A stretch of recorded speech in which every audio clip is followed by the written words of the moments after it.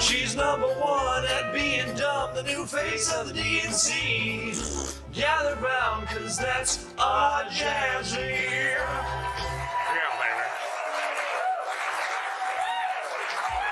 Jasmine Crockett's got another hot take. No blacks and whites on a wedding cake. The Democrats' new chosen one, Jasmine Crockett, is in the news again for an old clip where she attacked Florida Rep. Byron Donalds for marrying a white woman. Greg Gutfeld completely roasted Jasmine Crockett live on air, leaving nothing but wreckage behind. With razor-sharp wit and non-stop jabs, Gutfeld dismantled her grandstanding until she was left scrambling for footing. This wasn't a debate. It was a takedown. Crockett showed up with scripted lines, but Gutfeld showed up with fire. The crowd didn't just watch, they exploded with reactions, and social media lit up instantly. If politics ever seemed boring, this proved it's the exact opposite. Pure chaos hit the screen, and Crockett never saw it coming. Literally, it's because you married a white woman and so you think that they're whitewashed you. That's not very woke, is it? Of course, Crockett isn't the only Democrat who's opposed to interracial marriage, or else more Democrats would have voted for this one. Racist! Greg Gutfeld doesn't just debate, he demolishes. Casual conversations aren't his style. He cuts through nonsense like a political chainsaw fueled by sarcasm and adrenaline. So when Congresswoman Jasmine Crockett stepped into the spotlight with her signature flair for theatrics and attention-grabbing soundbites, a clash was unavoidable. And when it happened, it struck with overwhelming impact. The moment Crockett tried to puff herself up and turn congressional antics into a public show, she made her biggest error, assuming Gutfeld would treat her with the soft approach she's used to receiving from mainstream outlets. Tyrus, I go to you for no particular reason. Is she making any point there?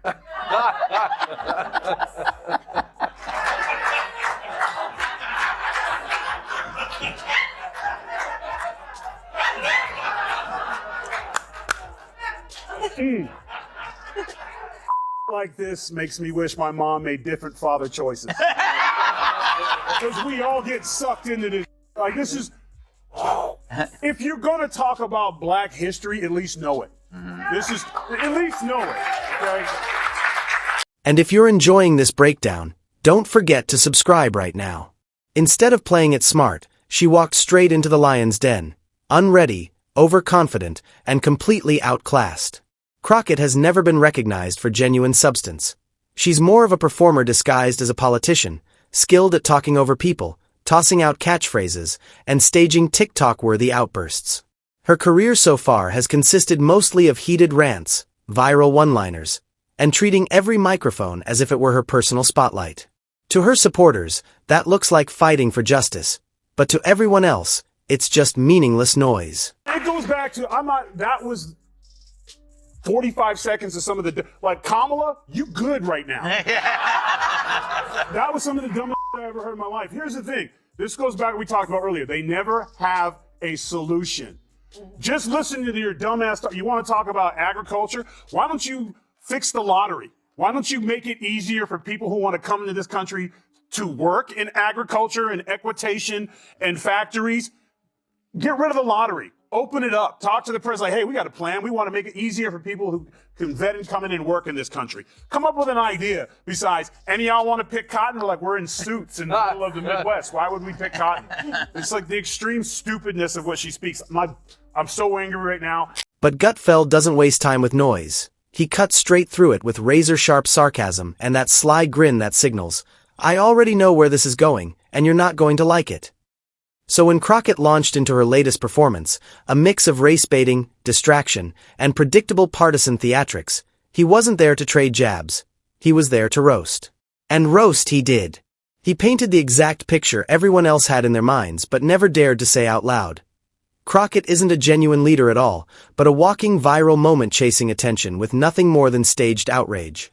She's so rotten, she wants migrants picking cotton. We present to you Democratic Congresswoman Jasmine Crockett, who made this shocking argument why America needs immigrants. Roll it, Alfred. So I had to go around the country and educate people about what immigrants do for this country, or the fact that we are a country of immigrants. Right. The fact is, ain't none of y'all trying to go and farm Okay, so I'm lying. Raise your hands. When the wheels fall off. You're not. You're not. We done picking cotton. We are. You can't pay us enough to find a plantation. She wasn't asking genuine questions. She was delivering rehearsed speeches. She wasn't defending principles. She was chasing applause with cheap one-liners. And in Gutfeld's world, that's the lowest tier of political performance. His dismantling wasn't loud because it didn't need to be. It was precise, deliberate, and dripping with disdain. Gutfeld didn't raise his voice. He simply held up a mirror. What Crockett saw reflected back was ruthless. Hollow rhetoric, glaring contradictions, and the shaky reasoning holding up her entire image. This wasn't just some random confrontation. Crockett has built her reputation on being the queen of committee drama. Every time the cameras roll, she stages another meltdown. Wild facial expressions, theatrical pauses, and just enough catchphrases to keep cable news hooked. It's performance without substance. But this time, her one-woman show was hijacked. Gutfeld didn't just call out her antics. He dismantled them. Every overdone gesture, every phony outrage, every prepackaged controversy. He dragged it all into the open and blasted it with a blend of sharp humor and straightforward common sense. Philmade, she's getting to be the face of that party. I know, thanks to your show. Yeah. I don't know who's more popular, this or The View on Gutfeld. But a couple of things. Did you see, at first I thought she was doing it for comedic purposes, but you watch back, nobody had a response. They didn't know what the hell she was talking about. And she's like, oh, really? Farming? Yes, it's called eating, farming. America's got the best farmers in the world. There's glory in doing it. People do it, and the people don't do it by hand anymore. This isn't 1820. So I was just stunned by what she's saying. But the weird thing is, she probably left that room thinking she knocked it out of the park. Mm-hmm. And I don't think that anyone can stop her from being the face of the party, except Bernie Sanders, who's 111 years old, talking about oligarchs. He tore apart the ridiculousness of her outrage, exposing the contradictions woven into every rant. One moment she talks about unity, the next she accuses anyone who disagrees of orchestrating some grand plot to silence her so-called brilliance. Gutfeld cut right through the performance and called it what it was. A polished act meant to cover up the reality that she's accomplished almost nothing. That's when it turned ruthless. Gutfeld didn't just mock her theatrics. He went straight at her record, or more accurately, the lack of one. For all her noise and energy, Crockett's footprint in Congress has been minimal. No landmark legislation, no real achievements, just an endless stream of viral clips and puffed-up interviews where she repeats the same talking points at louder and louder volumes. Gutfeld boiled it down to the truth. Crockett isn't a leader, she's a brand, the political equivalent of a reality TV contestant who confuses chaos for charisma. It may win her followers on Instagram, but it does absolutely nothing for the nation. Do you have an opinion on this? Or should I move on to somebody? No, I just... It has to come from me. Yes. Okay. None of y'all are qualified. Not just for one thing, I'm mad at Charmaine the guy because he should have kicked her out. See, the problem is that we are allowing our own culture to be openly racist and get away with it. Now, if a white person is offended by that, and they should be, they say something, it's like, it's not the same thing. But if you say that, and another brother looks at you and goes, man, you wrong for that. And I don't want you on my show. Get the hell out. Because I'm telling you right now, if I was not on the show, which happens sometimes, and someone was sitting in his chair and he was complaining about black men this and black that, and they shouldn't be here. And you know what happens when a white woman marries a black guy? You would not have seen that guy in the next segment. He would have kicked his ass off because you're not going to talk about somebody that I care about like that or another person like that. That's the problem. Crockett supporters rushed in with the usual outrage, crying identity politics and insisting that every critique was rooted in prejudice, sexism, or, predictably, fear of her supposed influence. But Gutfeld wasn't buying it. He cut through the noise with surgical precision, reminding everyone that criticism isn't hatred, it's accountability. And if she can't handle that, maybe politics isn't her stage. The public's reaction was absolutely brutal. Social media exploded, memes spread like wildfire. One showed Gutfeld towering over a cartoonish Crockett with the caption, "Sit down and learn something," while others replayed the takedown as if it were a UFC knockout. But let's be real, Crockett created this disaster herself. No one baited her, no one set her up. She walked into the spotlight, microphone in hand, ready to play the star, and forgot one thing. Gutfeld doesn't spar, he scorches. While she scrambled to deflect, spin, and shout her way out, Gutfeld slammed her with facts, wit, and sarcasm sharp enough to slice through steel. Yes.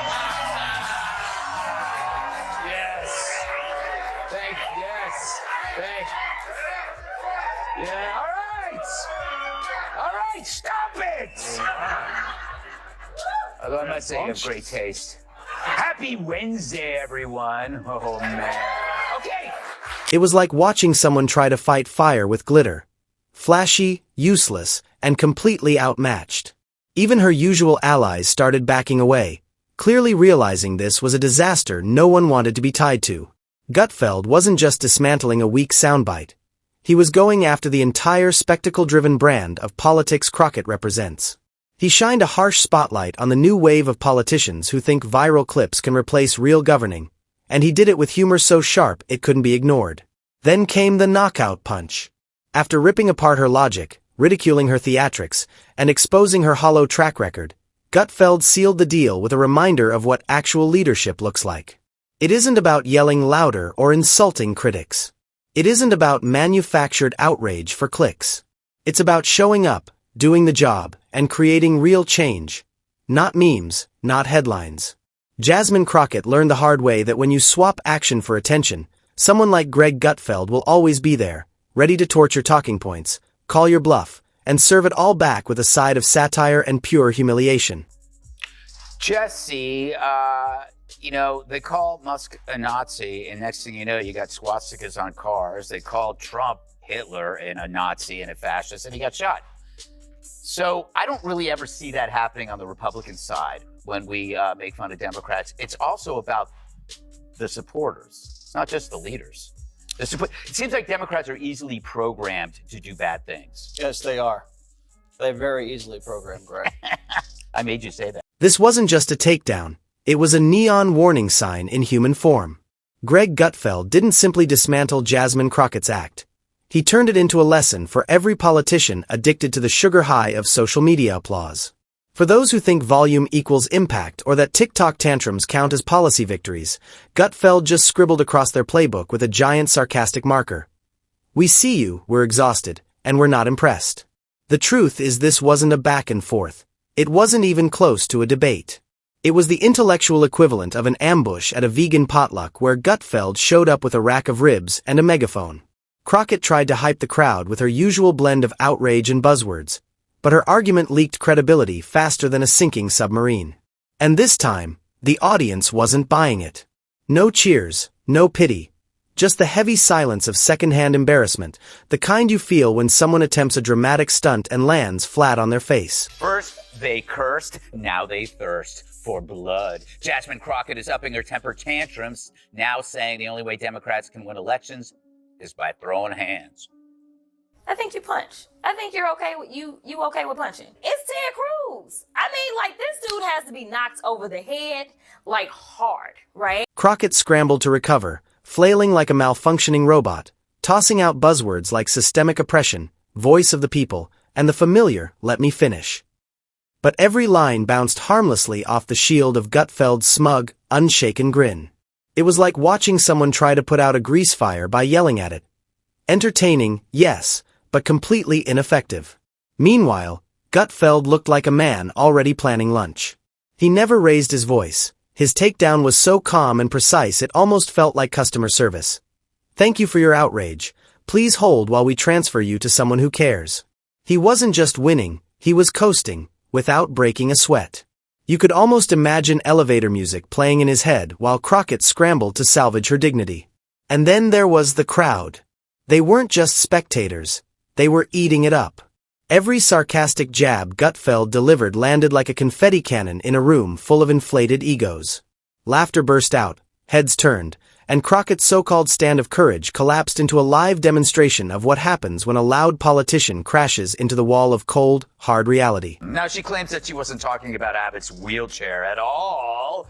Yet she's mentioned Abbott's wheels before. In 2022, she posted Beto's rolling around the state. Where's Abbott rolling to? And according to the Washington Free Beacon, Crockett also liked several Facebook comments referring to Abbott as Hot Wheels back in 2020. Her supporters rushed to patch the wreckage. Tweets flew, think pieces were churned out, and someone surely typed up a fiery Instagram caption about misogyny, only to realize it couldn't erase the scorch marks. The damage was permanent. This wasn't a stumble, it was a complete collapse. The Empress wasn't just exposed, she was live streaming it. And Gutfeld. He was already off the battlefield. The look on his face said everything. He knew he'd won. And this wasn't just a spat, it was a cultural autopsy. He didn't merely dismantle Jasmine Crockett, he dismantled the entire breed of politicians who confuse clout for competence and tantrums for leadership. What made it worse for Crockett was the calmness of it all. Gutfeld never raised his voice. No table pounding, no theatrics. Just razor-sharp mockery and fact after fact, delivered with the rhythm of a late-night comic and the patience of someone who's watched this circus 100 times. He wasn't angry, he was bored. And that boredom cut deeper than fury ever could. Crockett stood on stage, clutching the microphone, still waiting for applause that never came. It was politics turned into karaoke, pouring her heart out to an empty room, only to realize the mic was never even on. She gonna keep this thing that she wasn't talking about, the wheelchair? Yeah. Come on, babe, you know you're full of and all that, Jasmine. I think what happened was AOC was like, you guys, I need to triangulate and be serious now because I'm going to be a senator. So someone has to be a talking attention whore. Who's it going to be? and Jasmine raised her hand and goes, excuse me, Congresswoman Cortez, I speak jive. What it is, mama. She threw everything she had at it, but it still fell flat, because volume isn't vision, and hashtags aren't a governing strategy. This wasn't left versus right anymore. It was substance versus spectacle, reality versus optics. Gutfeld didn't just dismantle a politician, he ripped the curtain off an entire trend infecting American politics. The rise of the viral lawmaker, the ones who treat Congress like an influencer mansion, who see the chamber as a stage, and every bill as nothing more than a script begging for clicks. That's the real takeaway here. Politics isn't theater. It's not reality TV. It's not a launchpad for self-promotion wrapped in activist catchphrases. It's not a platform to chase clout without producing results. And if you dare to treat it that way, if you mistake noise for value, Greg Gutfeld will be waiting in the wings, armed with a monologue sharp enough to end your performance and recast your career as nothing more than a cautionary tale. And Jasmine Crockett learned that the hard way.